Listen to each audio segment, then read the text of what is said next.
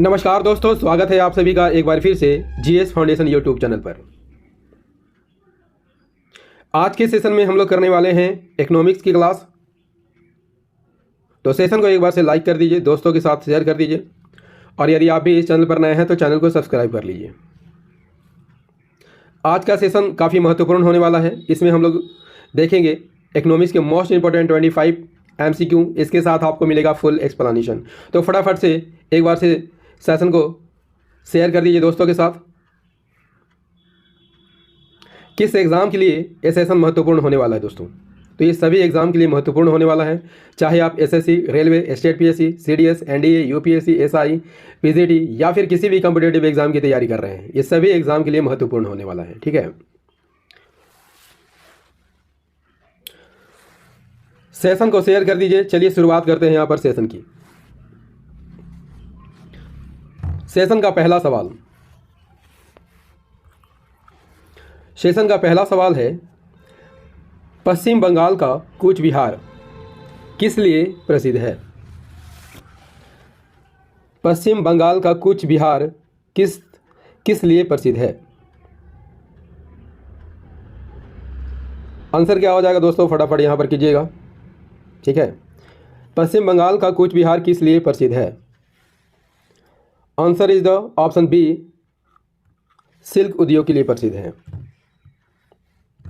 कूच बिहार भूटान के दक्षिण में पश्चिम बंगाल और बिहार की सीमा पर स्थित है। क्लियर? और ये किस लिए प्रसिद्ध है? सिल्क उद्योग के लिए प्रसिद्ध है। Next question is question number 2। पंचवर्षीय योजनाओं के बीच में कितनी वार्षिक योजनाएं लागू की गई थी? आपका ऑप्शन है 1, 2, 3, 4। पंचवर्षीय योजनाओं के बीच में कितनी वार्षिक योजनाएं लागू की गई थी? यहाँ पर फटाफट आंसर को करते चलेंगे, ठीक है। Answer is the option number D, 4 वार्षिक योजनाएं लागू की गई थी। भारत में 4 वार्षिक योजनाएं लागू की गई थी। पहली योजना कब से कब तक थी? 66 से 67 तक थी। दूसरी 67 से 68 तक थी। तीसरी 68 से 69 तक थी। और चौथी 91 से 92 तक थी। Clear? Next one, question number 3। Bank of Calcutta, जिसका नाम बाद में बैंक ऑफ बंगाल हो गया था, वर्तमान में किस नाम से जाना जाता है? Option is the SBI, PNB, bank of Baroda, RBI।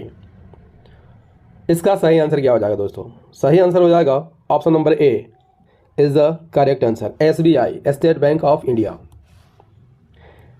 Bank of Bengal की स्थापना कब हुई थी?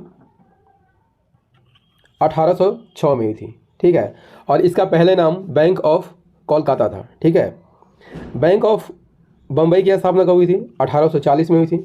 बैंक ऑफ मद्रास 1843 में हुई थी। क्या होता है दोस्तों कि 27 जनवरी 1921 को इन तीनों बैंकों को मिलाकर एक बैंक बनाया जाता है और इसका नाम क्या रखा जाता है? Imperial bank. क्लियर? यहाँ तक क्लियर है ना? चलिए। और 1 जुलाई 1955 को इंपीरियल बैंक का राष्ट्रीयकरण कर दिया जाता है और इसका नाम फिर से बदलकर स्टेट बैंक ऑफ इंडिया कर दिया जाता है। यदि आपसे पूछ ले कि स्टेट बैंक ऑफ इंडिया का मुख्यालय कहाँ है? मुंबई में है। क्लियर?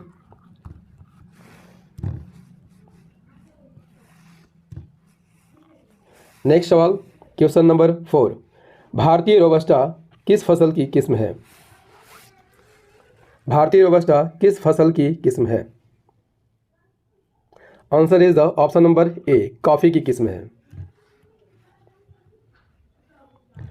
रोबस्टा भारतीय कॉफ़ी की किस्म है और यह भारत के कॉफ़ी का 65% उत्पादित भारत में किया जाता है। और भारत दुनिया की 4% कॉफ़ी उत्पादन करता है, लेकिन 70 से 80% कॉफ़ी जो है यहाँ से क्या कर दिया जाता है? निर्यात कर दिया जाता है। Clear? Next one, question number 5।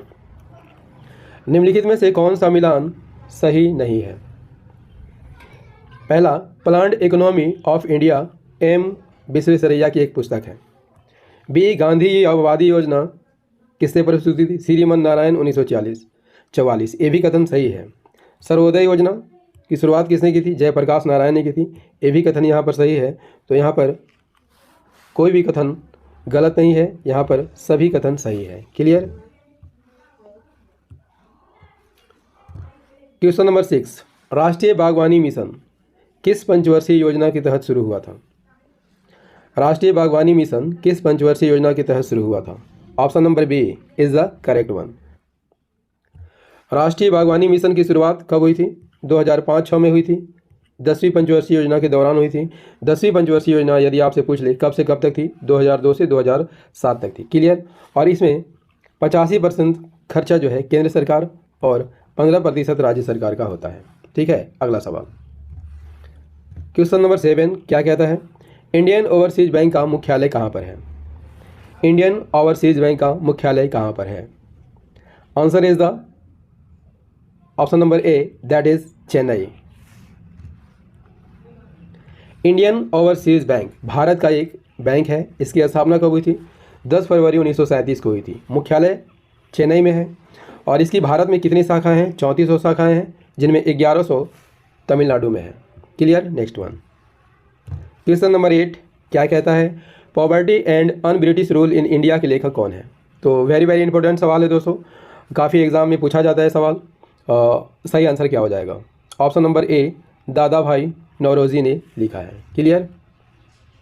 Poverty and un British rule in India के लेखक दादा भाई नौरोजी है। ठीक है। और भारत में ब्रिटिश शासन के समय भारतीय उत्पाद का वह हिस्सा जो जनता के उपभोग के लिए उपलब्ध नहीं था, ठीक है, और राजनीतिक कारणों से जिसका प्रवाह कहाँ हो रहा था? इंग्लैंड की ओर हो जा रहा था, जिसके बदले भारत को कुछ नहीं मिलता था, उसे आर्थिक निष्कासन या धन निष्कासन की संज्ञा दी गई है। क्लियर? नेक्स्ट सवाल कर लेते हैं दोस्तों। क्वेश्चन नंबर 9 क्या कहता है? क्वेश्चन नंबर 9 कहता है योजना आयोग की स्थापना कब हुई थी? वेरी वेरी इंपॉर्टेंट सवाल फॉर एग्जाम। सही आंसर हो जाएगा ऑप्शन ए, 1950 में किया गया था। भारत में योजना आयोग भारत सरकार की एक संस्था थी, अब नहीं है क्योंकि इसे समाप्त कर दिया गया। ठीक है। जिसका प्रमुख कार्य क्या था? पंचवर्षीय योजना बनाया था। इसकी स्थापना कब हुई थी? 15 मार्च 1950 को इसकी स्थापना होती है केंद्रीय मंत्रिमंडल द्वारा पारित प्रस्ताव के द्वारा। क्लियर? योजना आयोग के अध्यक्ष कौन होते थे? प्रधानमंत्री होते थे। लेकिन 13 अगस्त 2014 को योजना आयोग को समाप्त कर दिया गया। एक्सिम बैंक की स्थापना कब हुई थी? एक्सिम बैंक की स्थापना कब हुई थी? Answer is the option B. Exim Bank की स्थापना किसके द्वारा की गई थी? भारत सरकार के द्वारा की गई थी। इसका फुल फॉर्म क्या है? Export import bank. ठीक है। किस एक्ट के तहत की गई थी? बैंक ऑफ इंडिया एक्ट 1981 के तहत की गई थी। एक्सिम बैंक की स्थापना कब हुई थी? 1 जनवरी 1982 को। मुख्यालय इसका मुंबई में है। ठीक है। और यह भारतीय कंपनियों को विदेश में व्यापार करने और विदेशी मुद्रा लाने में मदद करने में महत्वपूर्ण भूमिका निभाता है। नेक्स्ट वन, राष्ट्रीय नमूना सर्वेक्षण संगठन NSSO द्वारा कौन सा सर्वे किया जाता है? सामाजिक आर्थिक सर्वेक्षण, उद्योगों का वार्षिक सर्वेक्षण, कृषि सर्वेक्षण या उपयुक्त सही? यहाँ पर सही आंसर क्या हो जाएगा दोस्तों? Option number D is the correct answer, उपरोक्त सभी। राष्ट्रीय प्रतिदर्श सर्वेक्षण संगठन National Sample Survey Organisation Bharat सरकार के सांख्यिकी मंत्रालय के अधीन कार्य करता है। क्लियर? इसका नाम National Sample Survey Organisation Office हो गया है। ठीक है, क्या हो गया है? ऑर्गेनाइजेशन की जगह क्या कर दिया गया? ऑफिस कर दिया गया है। और यह भारत का सामाजिक आर्थिक सर्वेक्षण करने वाला सबसे बड़ा संगठन है। इसकी स्थापना कब होती है? 1950 में होती है। नेक्स्ट सवाल कर लेते हैं। क्वेश्चन नंबर 12, अंतर्राष्ट्रीय वायु परिवहन संघ का मुख्यालय कहाँ है? Option number C is the correct one sir, Montreal में। सदस्य देशों की संख्या कितनी है? 120 है और 280 एयरलाइन का समूह है। इसकी स्थापना कब होती है? 19 अप्रैल 1945 को। कहाँ पर होती है? क्यूबा के हवाना में होती है। मुख्यालय कनाडा के मॉन्ट्रियल में है और अन्य कार्यालय आदि देखने को मिलेगा आपको कहाँ पर? स्विट्जरलैंड में। नेक्स्ट सवाल कर लेते हैं। क्वेश्चन नंबर 13 क्या कहता है? नाबार्ड में भारत का हिस्सा कितना है? नाबार्ड में भारत का हिस्सा कितना है? 99% है। राष्ट्रीय कृषि और ग्रामीण विकास बैंक यानी NABARD, national bank for agriculture and rural development की स्थापना 1982 में होती है। इसमें भारत सरकार का हिस्सा कितना है? 99% है। और यह कृषि उद्योग के प्रचार के लिए स्थापित किया गया है और कृषि के क्षेत्र में यह सर्वोच्च संस्थान माना जाता है। नेक्स्ट सवाल नेक्स्ट क्वेश्चन इज अंतर्राष्ट्रीय वित्त निगम की स्थापना किस वर्ष हुई थी? अंतर्राष्ट्रीय वित्त निगम की स्थापना किस वर्ष की गई थी? Option number C is the correct answer, that is 1956। अंतर्राष्ट्रीय वित्त निगम एक अंतर्राष्ट्रीय वित्तीय संस्थान है। इसका उद्देश्य क्या है? कम विकसित देशों में निजी क्षेत्र के विकास को प्रोत्साहित करने के लिए निवेश सलाह और संपत्ति प्रबंधन सेवाएं प्रदान करना। मुख्यालय कहाँ है? वाशिंगटन डीसी में है। डिस्ट्रिक्ट ऑफ कोलंबिया डीसी का अर्थ है, ठीक है। नेक्स्ट सवाल कर लेते हैं दोस्तों, क्वेश्चन नंबर 15 कर लेते हैं। नरेगा योजना किस पंचवर्षीय योजना में शुरू की गई थी? सही आंसर क्या हो जाएगा दोस्तों? नरेगा योजना किस पंचवर्षीय योजना में शुरू की गई थी? That is option number C, 10वीं पंचवर्षीय योजना में। नरेगा 2 फरवरी 2006 को शुरू की गई थी। 200 सबसे पिछड़े जिलों में इसकी शुरुआत हुई थी। दूसरे चरण में 330 जिलों को इसमें शामिल कर दिया जाता है और यह 1 अप्रैल 2008 से सभी जिलों में लागू कर दिया जाता है। 16 किस वर्ष year of the great divide कहा जाता है? किस वर्ष को year of the great divide कहा जाता है? Option number C is the correct one, 1921। 1921 को year of the great divide कहा जाता है और 1921 से भारत की जनसंख्या क्या थी? स्थिर थी और 30 वर्षों के दौरान जनसंख्या कितनी बढ़ी? 1.22% और यह जनसंख्या कितनी थी? 10,96,00,000। नेक्स्ट सवाल कर लेते हैं दोस्तों, क्वेश्चन नंबर 17। भारत की सरकार की आशा स्कीम किस प्रमुख प्रोग्राम से संबंधित है? वेरी वेरी इंपॉर्टेंट सवाल है दोस्तों। सही आंसर क्या हो जाएगा? Option number B is the correct one, राष्ट्रीय ग्रामीण स्वास्थ्य मिशन से। आशा क्या है? आशा का फुल फॉर्म क्या है? एक्रीटाइडेड सोशल हेल्थ एक्टिविटीज़, और यह मान्यता प्राप्त सामाजिक कार्यकर्ता है, ठीक है। और संक्षेप में इसे आशा कहा जाता है। ये महिलाएं होती हैं, क्या होती है? महिलाएं होती हैं जो सरकार और ग्रामीणों के बीच क्या करती है? लिंक का कार्य करती हैं। नेक्स्ट सवाल, ब्रेक इवन पॉइंट को किस प्रकार परिभाषित किया गया है? ब्रेक इवन पॉइंट को किस प्रकार परिभाषित किया गया है? Option number C is the correct answer, वह स्थिति जब फर्म को न तो लाभ होता है और न ही हानि होता है, तब इसे ब्रेक इवन पॉइंट कहा जाता है। क्लियर? यह किससे जुड़ी है? उत्पादन से जुड़ी है और यह उत्पादन से जुड़ी कुल निश्चित लागतों को प्रति इकाई राजस्व घटाकर उत्पादन की परिवर्तनीय लागत से विभाजित करके निर्धारित किया जाता है। ब्रेक इवन विश्लेषण का मुख्य उद्देश्य क्या है? उस न्यूनतम आउटलुक को निर्धारित करना है जिसे किसी व्यवसाय से लाभ के लिए पार किया जाना चाहिए। यह विपणन गतिविधि के आय प्रभाव का एक मोटा संकेतक है। क्लियर? नेक्स्ट वन, निम्नलिखित में से कौन शुद्ध घरेलू उत्पाद की अवधारणा का सबसे अच्छा प्रतिनिधित्व करता है? Option number C is the correct one, सकल राष्ट्रीय उत्पाद माइनस मूल्यह्रास। एनडीपी की गणना सकल घरेलू उत्पाद से क्या करके की जाती है? मूल्यह्रास घटा कर की जाती है। और एक बढ़ी हुई एनडीपी किसी देश की आर्थिक वृद्धि को दिखाता है, जबकि एनडीपी में कमी देश की अर्थव्यवस्था का मंदी का संकेत होता है। मूल्यह्रास क्या होता है? मूल्यह्रास समय के साथ उपयोग, टूट फूट या अप्रचलन के कारण संपत्ति के घटे हुए मौद्रिक मूल्य का माप है। नेक्स्ट वन, क्वेश्चन नंबर 20 क्या कहता है? भारत में राष्ट्रीय आय को मापने के लिए पहला वैज्ञानिक प्रयास करने वाले व्यक्ति कौन थे? Answer is the option A, prof V K R V Rao. Prof V K R V Rao क्या थे? एक भारतीय अर्थशास्त्री थे, राजनीतिक थे और शिक्षक भी थे। वे पद्म विभूषण से सम्मानित व्यक्ति थे। उन्होंने डॉक्टरेट भी किया था। उनका थीसिस किया था the national income of British India. Next one, question number 21, रुद्दा ग्रामीण गैर कृषि विकास संस्थान की स्थापना किस वर्ष हुई थी? आंसर इज द ऑप्शन ए, 1995 में की गई थी। रुद्दा का फुल फॉर्म क्या होता है? Rural non farm development agency. इसकी स्थापना कब होती है? 1995 में होती है राजस्थान सरकार के द्वारा। और यह एक ऐसा संस्थान है, यह राज्य में ग्रामीण गैर कृषि क्षेत्र को बढ़ावा देने वाली संस्थान है। रुद्दा ग्रामीण कलाकारों के लिए ग्रामीण बोलचाल को बढ़ावा देने के लिए काम करता है और रुद्दा को समाज पंजीकरण अधिनियम के तहत पंजीकृत किया गया है। क्लियर? Next one,